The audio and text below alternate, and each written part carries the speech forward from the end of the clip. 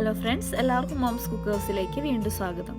ഇന്ന് ഞാൻ വന്നിട്ടുള്ളത് നല്ല സോഫ്റ്റും ടേസ്റ്റിയുമായിട്ടുള്ള ഡൊനറ്റിൻ്റെ റെസിപ്പി ഷെയർ ചെയ്യാനായിട്ടാണ്. അപ്പോൾ അതിനായിട്ട് ഞാൻ 2.5 കപ്പ് മൈദയാണ് എടുത്തിരിക്കുന്നത്. ഇത് ഞാൻ 250 ml മെഷറിംഗ് കപ്പിൽ മെഷർ ചെയ്ത് എടുത്തിരിക്കുന്നതാണ് കേട്ടോ. ഇനി നമുക്ക് ഇതിലേക്ക് 2 ടേബിൾ സ്പൂൺ ഷുഗർ കൂടെ ആഡ് ചെയ്ത് കൊടുക്കാം. ആവശ്യത്തിനുള്ള ഉപ്പൊടി ചേർത്ത് കൊടുക്കാം. പിന്നെ ഞാൻ ഇതിലേക്ക് ഇൻസ്റ്റൻറ്റ് ഈസ്റ്റാണ് ചേർത്ത് കൊടുക്കുന്നത്. 1.25 ടീസ്പൂൺ ചേർത്ത് കൊടുക്കുന്നുണ്ട്. ജസ്റ്റ് ഒന്ന് മിക്സ് ചെയ്തെടുക്കാം. അപ്പോൾ ഇൻസ്റ്റൻറ്റ് ഈസ്റ്റ് ആയതുകൊണ്ട് തന്നെ നമുക്കിത് പൊടിയിലേക്ക് നേരിട്ട് ചേർത്ത് കൊടുക്കാം. അതല്ല ഡ്രൈ ഈസ്റ്റാണ് നിങ്ങൾ യൂസ് ചെയ്യുന്നതെങ്കിൽ നിങ്ങൾ ചെറിയ ചൂടുപാല് ഒരു 1/4 ഗ്ലാസ് എടുത്തിട്ട് അതിലേക്ക് നിങ്ങൾ 1.25 ടീസ്പൂൺ ഡ്രൈ ഈസ്റ്റ് ചേർത്ത് കൊടുക്കുക. കൂടെ തന്നെ 2 ടേബിൾ സ്പൂൺ ഷുഗർ കൂടെ ചേർത്തൊന്ന് മിക്സ് ചെയ്ത് ഒരു 10-15 മിനിറ്റൊക്കെ ഒന്ന് റെസ്റ്റ് ചെയ്യാൻ വെച്ചിട്ട് അത് നിങ്ങൾ ഈ പൊടിയിലേക്ക് ആഡ് ചെയ്ത് കൊടുത്താൽ മതി. ഇനി ഞാൻ ഇതിലേക്ക് ഒരു മുട്ട മുഴുവനായിട്ട് ചേർത്ത് കൊടുക്കുന്നുണ്ട്.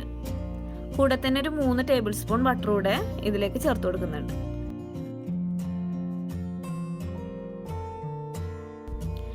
ഇനി ഞാൻ മാവ് കുഴക്കാനായിട്ട് ഇതിലേക്ക് ചെറുചൂട് പാലാണ് ചേർത്ത് കൊടുക്കുന്നത്. 1 ഗ്ലാസ് എടുത്തിട്ടുണ്ട്. നിങ്ങൾക്ക് പാലിന് പകരം വെള്ളം വേണമെങ്കിലും യൂസ് ചെയ്യാം.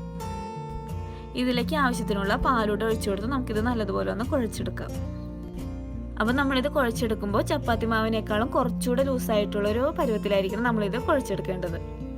ഒരുപാട് സ്റ്റിഫ് ആവരുത്, അതുപോലെ തന്നെ ഒരുപാട് സ്റ്റിക്കി ആവരുത്. ആ ഒരു പരുവത്തിലായിരിക്കണം നമ്മൾ മാവ് കുഴച്ചെടുക്കേണ്ടത്. ഇനി നമുക്ക് ഈ മാവ് കൗണ്ടർ ടോപ്പിലോ മറ്റോ ഇട്ടിട്ട് സ്ട്രെച്ച് ആൻഡ് ഫോൾഡ് മെത്തേഡിൽ നല്ല സോഫ്റ്റായിട്ട് മാവൊന്ന് കുഴച്ചെടുക്കാം. അപ്പോൾ നമ്മൾ കുറച്ച് എണ്ണ കയ്യിൽ തടവിയിട്ട് വേണം കേട്ടോ മാവ് കുഴച്ചെടുക്കാനായിട്ട്. അപ്പോൾ മാവ് നല്ല സോഫ്റ്റായിട്ട് തന്നെ കുഴച്ചെടുക്കാനായിട്ട് ശ്രദ്ധിക്കണം. എന്നാലും നമ്മുടെ ഡൊനറ്റും ആ ഒരു സോഫ്റ്റ്നെസ് ഉണ്ടാവുള്ളൂ. അപ്പോൾ ഞാൻ ഈ മാവും നല്ല സോഫ്റ്റായിട്ട് കുഴച്ചെടുത്തിട്ടുണ്ട്. ഇനി ഈ മാവ് നമുക്കൊന്ന് റെസ്റ്റ് ചെയ്യാൻ വെക്കാം. അപ്പോൾ അതിനായിട്ട് നമ്മൾ പൊടി നനച്ച ബൗൾ തന്നെയാണ് യൂസ് ചെയ്യുന്നത്. ഇതിൽ കുറച്ച് എണ്ണ തടവി കൊടുക്കാം. അതിനുശേഷം നമുക്ക് ഈ മാവ് ഇതിലേക്ക് വെച്ച് കൊടുക്കാം. ഈ മാവിൻ്റെ മുകളിലായിട്ട് കുറച്ച് എണ്ണ തടവി കൊടുക്കാം. മുകൾ ഭാഗം ഡ്രൈ ആവാതിരിക്കാനായിട്ടാണ് നമ്മൾ ഈ എണ്ണ തടവി കൊടുക്കുന്നത്. അതിനുശേഷം ഞാനൊരു പ്ലാസ്റ്റിക് റാപ്പ് വെച്ചിട്ട് ഇതൊന്ന് കവർ ചെയ്ത് കൊടുക്കുന്നുണ്ട്. അപ്പോൾ നമുക്കിതൊന്ന് റെസ്റ്റ് ചെയ്യാൻ വെക്കാം. അപ്പോൾ കൂടുതൽ തണുപ്പുള്ള സ്ഥലങ്ങളിൽ നിങ്ങൾ ഓവൻ യൂസ് ചെയ്താൽ മതി. അതിൽ ലൈറ്റ് ഇട്ടിട്ട് അതിൽ വെച്ചാൽ മതി ഇത്. അപ്പോൾ പെട്ടെന്ന് തന്നെ ഫെർമെൻ്റ് ആയിട്ട് വന്നോളൂ. അപ്പോൾ ഞാൻ ഈ മാവും റെസ്റ്റ് ചെയ്യാൻ വെച്ചിട്ട് 2.5 മണിക്കൂർ കഴിഞ്ഞിട്ടാണ് എടുത്തത്. അപ്പോൾ അതാ ഇതുപോലെ ഡബിൾ സൈസായിട്ട് നന്നായിട്ട് ഫെർമെൻ്റ് ആയിട്ട് വന്നിട്ടുണ്ട്. നമ്മളിത് കുഴച്ചെടുക്കേണ്ട ആവശ്യമില്ല കേട്ടോ. നമ്മൾ ഓൾറെഡി മാവ് നല്ല സോഫ്റ്റായിട്ട് കുഴച്ച് വെച്ചതാണല്ലോ. ഞാനപ്പോൾ ഈ ഡോ 2 പോർഷനായിട്ട് കട്ട് ചെയ്തെടുക്കുന്നുണ്ട്. ഇനി നമുക്ക് ഇതിൽ നിന്ന് ഒരു പോർഷൻ എടുത്തിട്ട് എത്രത്തോളം വലിപ്പം നമ്മുടെ ഡൊനറ്റിന് ആവശ്യമുണ്ട് അതിനനുസരിച്ച് നമുക്ക് കട്ട് ചെയ്തെടുക്കാം.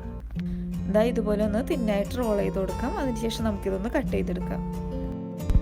അപ്പോൾ ഞാൻ 2 പോർഷനും ഈ ഒരു വലിപ്പത്തിൽ എല്ലാം കട്ട് ചെയ്തെടുത്തിട്ടുണ്ട് കേട്ടോ. ഇനി നമുക്കിത് ഓരോന്നും ബോൾസ് ആക്കി എടുക്കണം. അപ്പോൾ ഇതുപോലെ ഉള്ളിലേക്ക് ഫോൾഡ് ചെയ്തിട്ട് വേണം ബോൾസ് ആക്കി എടുക്കാനായിട്ട്. ക്രാക്കൊന്നും ഇല്ലാതിരിക്കാനായിട്ട് ശ്രദ്ധിക്കുക. അപ്പോൾ ഞാൻ എല്ലാവരും ബോൾസ് ആക്കി എടുത്തിട്ടുണ്ട്. ഇനി നമുക്ക് ഡൊനറ്റ് റെഡിയാക്കി എടുക്കാം. അപ്പോൾ ഞാനൊരു ട്രേയിൽ കുറച്ച് ബട്ടർ പേപ്പർ കട്ട് ചെയ്ത് വെച്ചിട്ടുണ്ട് കേട്ടോ. അപ്പോൾ നമുക്ക് ഡൊനറ്റ് ഉണ്ടാക്കുമ്പോൾ അതിലേക്ക് വെച്ച് കൊടുത്താൽ മതി.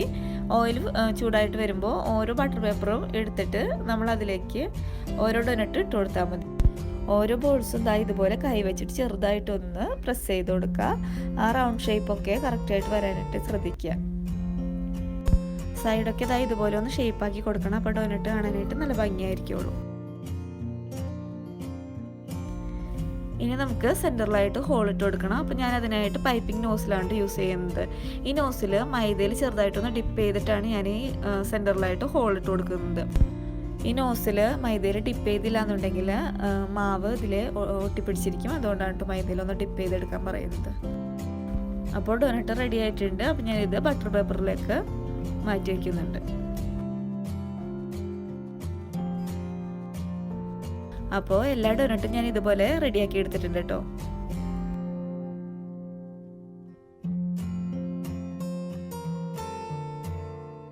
ഇതപ്പോൾ 10-15 മിനിറ്റ് ഒന്ന് റെസ്റ്റ് ചെയ്യാൻ വെക്കണം. അപ്പോൾ ഞാനിതിൻ്റെ മുകളിലായിട്ട് ഒരു പ്ലാസ്റ്റിക് റാപ്പ് വെച്ചിട്ടൊന്ന് കവർ ചെയ്ത് കൊടുക്കുന്നുണ്ട്. അപ്പോൾ ഏകദേശം 15 മിനിറ്റൊക്കെ ആയിട്ടുണ്ട് കേട്ടോ. അപ്പോൾ നമുക്കിനി ഇതൊന്ന് ഫ്രൈ ചെയ്തെടുക്കണം. അപ്പോൾ ഫ്രൈ ചെയ്യുന്നതിന് ആവശ്യമായിട്ടുള്ള ഓയിൽ ഞാനൊരു പാനിൽ ഒഴിച്ചിട്ടുണ്ട്. ഓയിൽ ചൂടായിട്ട് വരുമ്പോൾ നമുക്കിത് ഓരോന്നായിട്ട് ഓയിലിലിട്ട് ഫ്രൈ ചെയ്തെടുക്കാം.